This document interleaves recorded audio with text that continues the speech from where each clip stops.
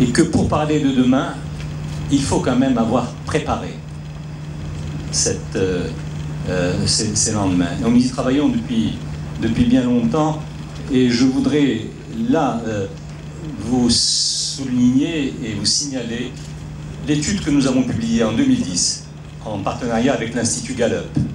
C'était bien avant que le printemps arabe ne commence. Et dans cette étude que beaucoup d'entre vous connaissent ici, qui a été faite à partir d'un sondage fait sur presque 50 000 ménages au sud et au nord de la Méditerranée, nous voulions faire une sorte d'état des lieux. Que pense le nord des Arabes? Que pense le nord de l'islam?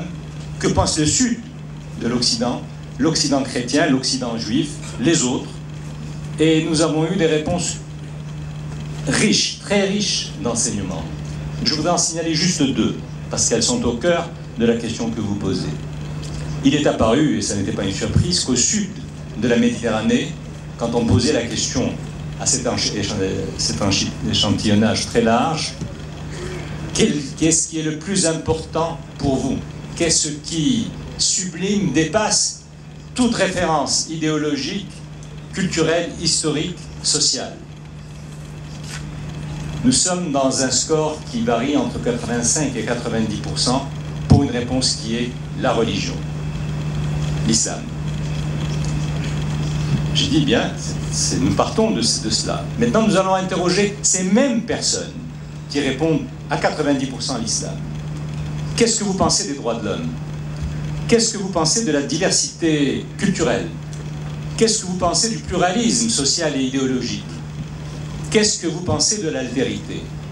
Et là, et c'est cela qu'il faut aujourd'hui intégrer dans cette construction de ces lendemains européens et méditerranéens, les mêmes personnes pour lesquelles le référentiel est à 90% religieux font le même score, quasiment le même score, à quelques points près, que les Européens du Nord, qui, eux, sur la religion, en général, évoluent dans un score de 30 à 40%. Mais les mêmes, au Sud, pensent aussi nombreux au respect des droits de l'homme, à la diversité culturelle, à la diversité idéologique, à la pluralité et à l'altérité. Mais vous, comme nous n'avons pas su l'expliquer aux autres.